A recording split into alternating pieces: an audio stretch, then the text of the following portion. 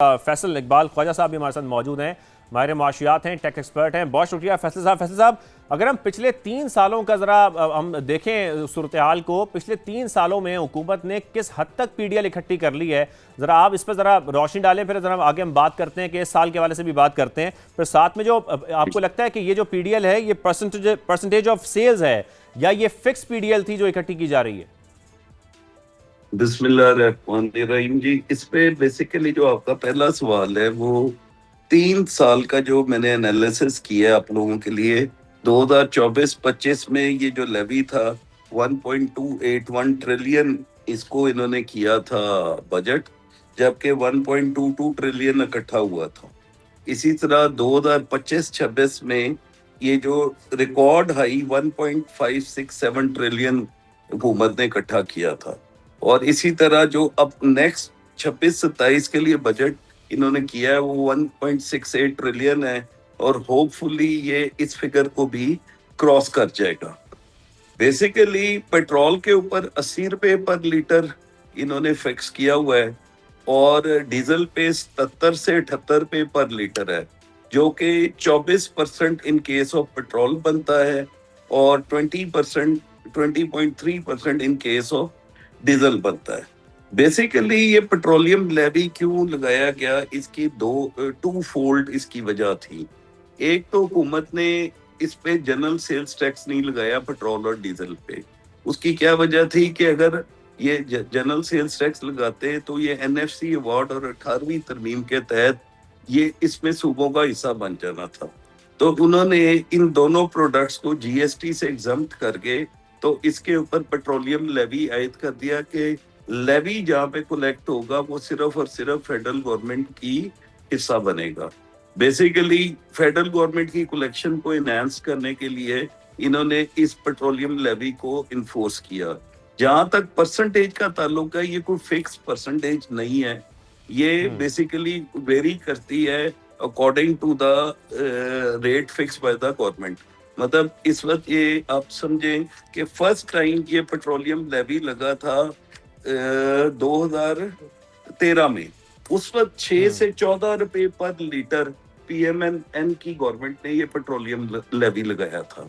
This was 2013, जहाँ पे ये 6 रुपए से लेकर 14 रुपए पर और उस वक्त भी इस पेट्रोलियम लेवी को फैसल साहब ग्रेजुअली बढ़ाया जाता था आईएमएफ की डिमांड पर, कभी 3 रुपए, कभी 2 रुपए, कभी 5 रुपए। जी जी, ऐसे ही 6 रुपए से शुरू हुए और एक साल में इसे 14 रुपए पे ले गए थे। उसके बाद अब अगर आज की मैं बात करूं तो 2013 से लेकर 2026 तक 6 रुपए से लेकर ये इसको 80 रुपए पर लीटर तक लेवी को ले आए हैं। उसकी क्या वजह है? उसकी वजह ये है कि हुकूमत ने बेसिकली एक source of federal government income रखा हुआ है, जिसके जरिए ये बेसिकली बेसिक तो ये था कि ये लेवी लगाने का जो मकसद था वो ये था कि जो हमारा पेट्रोलियम का इंफ्रास्ट्रक्चर है उसको पाकिस्तान में डेवलप करने के लिए ये लेवी लगाया गया था। लेकिन अब ये source of collection for federal government बन गया है और आईएमएफ का भी प्रेशर है कि इस गवर्नमेंट लेवी को मजीद बढ़ाया जाए। बिल्कुल शकील साहब, मैं चाहूंगा जरा ये जो आईएमएफ का जिक्र हो रहा है, आईएमएफ के क्या प्रेशर्स हैं? क्या आईएमएफ ये बात करता है कि रेवेन्यू मोबिलाइजेशन होनी चाहिए, या आईएमएफ सीधा ये कहता है कि जी आप जो पीडीएल है इसमें इजाफा कर दें और इस हद तक इजाफा करते हैं, हुकूमत के पास इसके अलावा और कोई चॉइस नहीं है? शाहजेब, देखिए आईएमएफ का जहाँ तक जिक्र है ना, उसके साथ हमने कुछ कमिटमेंट्स की हुई हैं। आईएमएफ ये नहीं कहता कि आप आवाम के ऊपर भी बोझ डालें सारा। आईएमएफ ये कहता है कि आप अपने टैक्स कलेक्शन जो है वो फेडरल में और प्रोविंसेस में बेहतर करें। अब तो ज़राई आमदन पर टैक्स की बात भी हो रही है, इसके अलावा दीगर सेक्टर्स भी हैं जो अनडॉक्यूमेंटेड सेक्टर है, उनसे टैक्स लेना है। लेकिन चूंकि एफबीआर जो है वो अपनी जो टैक्स बेस है वो नहीं बढ़ा पा रहा उस तरह।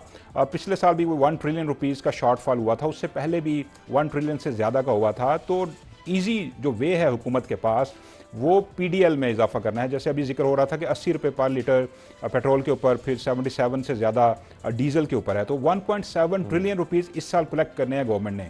अब हुकूमत को ये इंकरेजमेंट मिल गई है इससे जी कि ईजी मनी है, आवाम के ऊपर टैक्स लगा दो और डायरेक्ट फेडरल गवर्नमेंट की किटी में आ जाएगा, वो सूबों को शेयर भी नहीं करना पड़ेगा। जीएसटी की बात हुई है, अगर जीएसटी लगाएं पेट्रोलियम मसनूआत पर, हुकूमत ये क्लेम करती है जी हमने सिफर रखा हुआ है उसको।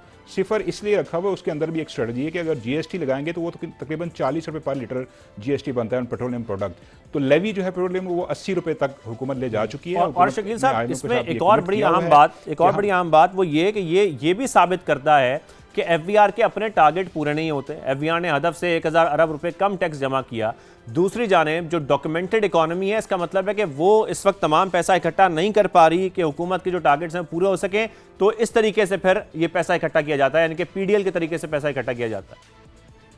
जी बिल्कुल इसी तरह किया जाता है इकट्ठा। और अब आईएमएफ का जो डेलीगेशन है अगले माह सितंबर में वो फिर पाकिस्तान आ रहा है और आप देखिएगा कि आईएमएफ को जो रिपोर्ट पेश की जाएगी उसमें यही चीज़ें बताई जाएंगी कि हमने लेवी जो है वो टारगेट से भी ज़्यादा अचीव कर लिया। पिछले फिस्कल ईयर के अंदर जो टारगेट था उससे 100 अरब रुपये ज़्यादा ऑलमोस्ट आवाम की जेबों से निकलवाए गए हैं। अब इसके अंदर एक आम रिक्शे वाला, छोटी गाड़ी वाला, उसके ऊपर भी उसी तरह का बोझ आता है और एक जो अमीर तबका है जो साहिब सरवत है उसके ऊपर भी, उसको तो कोई परवाह नहीं है इस चीज़ की। लेकिन ज़्यादा जो हिट आ रही है वो आवाम की पॉकेट्स के ऊपर आ रही है। उनकी परचेजिंग पावर कम हो रही है, उनके पास रोज़गार के मौके पहले ही नहीं हैं और इसके अलावा जो आवाम है उनके पास उस तरह की फैसिलिटी नहीं है कि वो इस बोझ को बर्दाश्त कर सकें। तो हुकूमत अपनी जेब भर रही है, आवाम की जेब से पैसा निकलवा कर।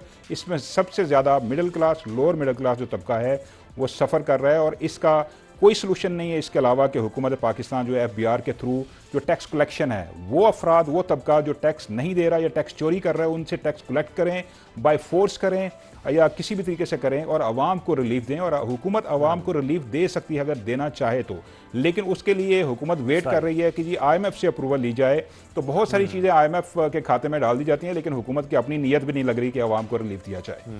फैसल साहब, ये ऐसा दिखाई देता है कि ये कोई न्यूट्रल इन्फ्लेशन टैक्स नहीं है। जब हम पीडीएल की बात करते हैं, ये ऐसा टैक्स है जिससे एग्रीकल्चर की कॉस्ट भी बढ़ती है, जिससे ट्रांसपोर्ट की कॉस्ट भी बढ़ती है, ओवरऑल जो लॉजिस्टिक्स हैं उसमें भी इजाफा होता है, जो रिटेल है उसकी कॉस्ट इनपुट भी बढ़ जाती है। तो फिर इन्फ्लेशन की सूरत में हम ये देखते हैं हमारे आवाम के सामने ही आती है। तो ज़ाहिर है हम इसको ये नहीं कह सकते कि इसकी वजह से इन्फ्लेशन पर फर्क नहीं पड़ेगा और इससे हुकूमत अपना रेवेन्यू इकट्ठा कर सकती है और कोई नुकसान नहीं होगा आवाम का इसमें वाकई बहुत ज़्यादा नुकसान है। सर बेसिकली अभी हमारे जो ब्यूरो चीफ ने बताया, मैं उससे बिल्कुल मुत्तफिक हूँ। बेसिक रूल है डिमांड एंड सप्लाई का। जिस चीज की डिमांड इनएविटेबल होती है उसी को टैक्स कर रहे हैं पाकिस्तान में, क्योंकि इजीली यहाँ पे वो टैक्स या लेवी इकट्ठा किया जा सकता है।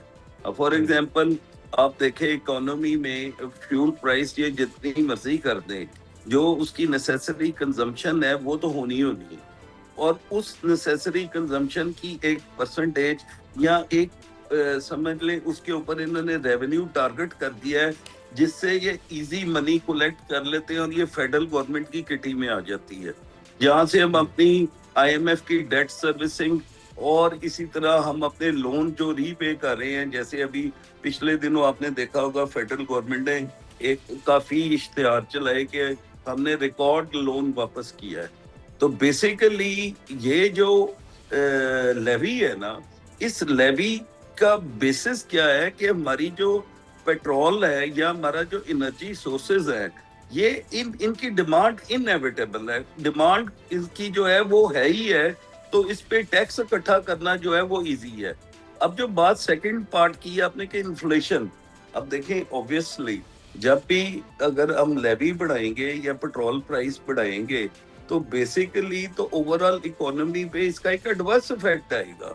आपकी ट्रांसपोर्टेशन कॉस्ट, आपकी फ्रेट, आपके तमाम जो अपना एशियाई खुदो नोश हैं, ये सारी की सारी एक जगह से दूसरी जगह जो है वो मूव होती है। और फैसल साहब, अगर इसको एक परमानेंट रेवेन्यू जनरेशन का सोर्स बना लिया गया है हुकूमत की जानिब से, तो आपको नहीं लगता कि फिर इसके ऊपर जो एक प्रॉपर टैक्स पॉलिसी है उसकी जस्टिफिकेशन होनी चाहिए पीडीएल के हवाले से?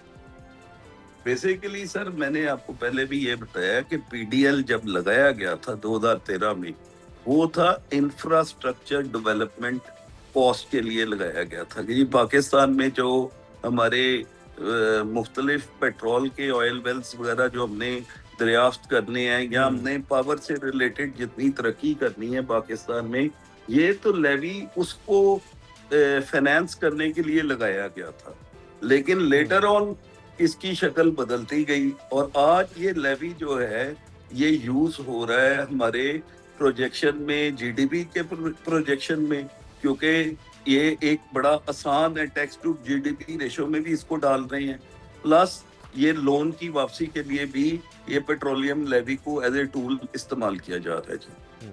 मतलब जैसे हुकूमत ने अपने अखराजात कम नहीं करने शकील साहब, ये सारे पैसे यहीं से इकट्ठे करने। और शकील साहब जब हम ये बात करते हैं ना, अक्सर दीगर ममालिक का भी जिक्र आता है कि दीगर ममालिक में भी 50% तक टैक्स वसूल किया जाता है पेट्रोलियम मसनूआत पर, और पाकिस्तान में भी देखा जाए तो तकरीबन ये कहा जाता है कि भाई तकरीबन 30% इस वक्त या 40% जो टैक्स है वो पेट्रोल की हम देखते हैं कि वो टैक्सेशन में चला जाता है। लेकिन दुनिया के अगर दीगर ममालिक को देखें तो वो इसके एवज आवाम को जो सोशल प्रोटेक्शन दे रहे हैं, वो जो हेल्थ दे रहे हैं, इंफ्रास्ट्रक्चर दे रहे हैं, वहाँ पर इतनी पॉवर्टी नहीं है, वहाँ पर इतनी इन्फ्लेशन नहीं है, वहाँ की परचेजिंग पावर उनकी बहुत ज़्यादा है, तो हम उन ममालिक से कंपैरिजन नहीं कर सकते। और हम ये कहते हैं कि भाई जब आप इतना टैक्स ले रहे हैं आवाम से तो उसके बदले आवाम को दे क्या रहे हैं शकील साहब फिर?